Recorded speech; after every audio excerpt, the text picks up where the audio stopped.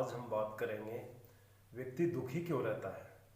दुखी रहने के मुख्यतः 5 कारण हैं। रोग का कारण, वियोग का कारण, अज्ञान का कारण, अपमान का कारण और लालच का कारण। 5 वजह से व्यक्ति दुनिया में सबसे ज़्यादा दुखी रहता है।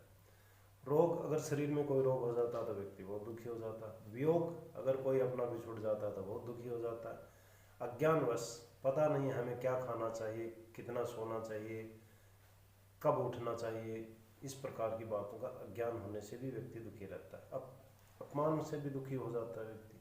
अगर कोई आपका अपमान कर दे, कुछ बोल दे तो हम दुखी हो जाते हैं। और लालच का कारण, लालच का कारण सबसे बड़ी बुरी बला है लालच। लालच व्यक्ति करेगा।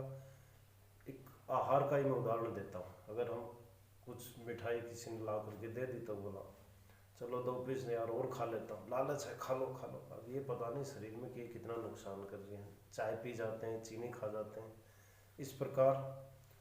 और कोई किसी कार्यालय में कार्यरत है, उसको रिश्वत का लालच हो जाता है। सोचता है पैसे मेरे पास अधिक आएंगे तो ये खरीदूंगा, वो खरीदूंगा।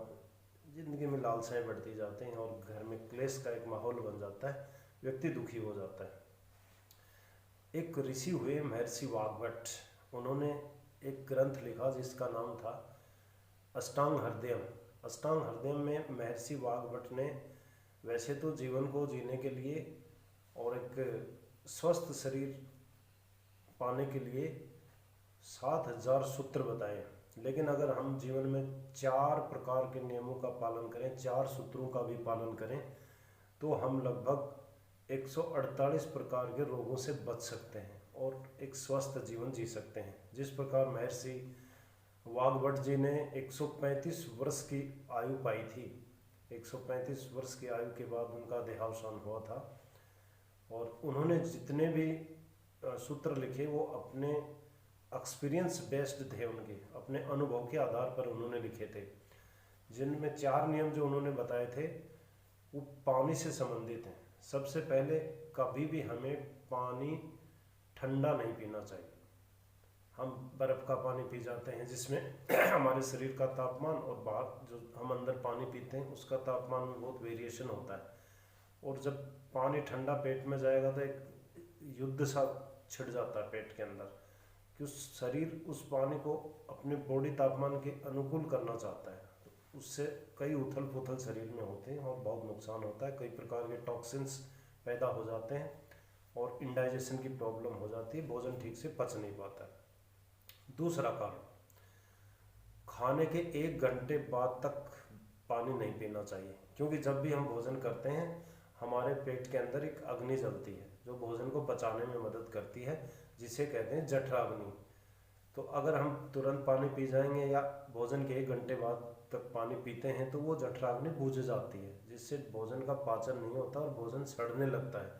और जब भोजन सड़ेगा तो टॉक्सिन्स की पैदा हो जाते हैं शरीर के अंदर। विभिन्न प्रकार के विजातीय तत्व उत्पन्न हो जाते हैं, जिसमें सबसे अधिक जो विजातीय तत्व है टॉक्सिन होता है, वो भोजन के सड़ने से पैदा होने वाला है। उसे कहते हैं यूरिक एसिड, जो हमारे ब्लड में जाने से विभिन्न प्रकार के रोगों को जन्म देता है। जैसे वात रोग, खास करके अर्थराइटिस, जो अन्य प्रकार के जोड़ों में दर्द और शरीर में विभिन्न प्रकार के दर्दों का निर्माण यूरिक एसिड के कारण होता है। जब भी आप कभी दर्द की शिकायत लेकर के डॉक्टर्स के पास जाते हैं तो वो कहते हैं आप यूरिक एसिड की जांच करवाइए।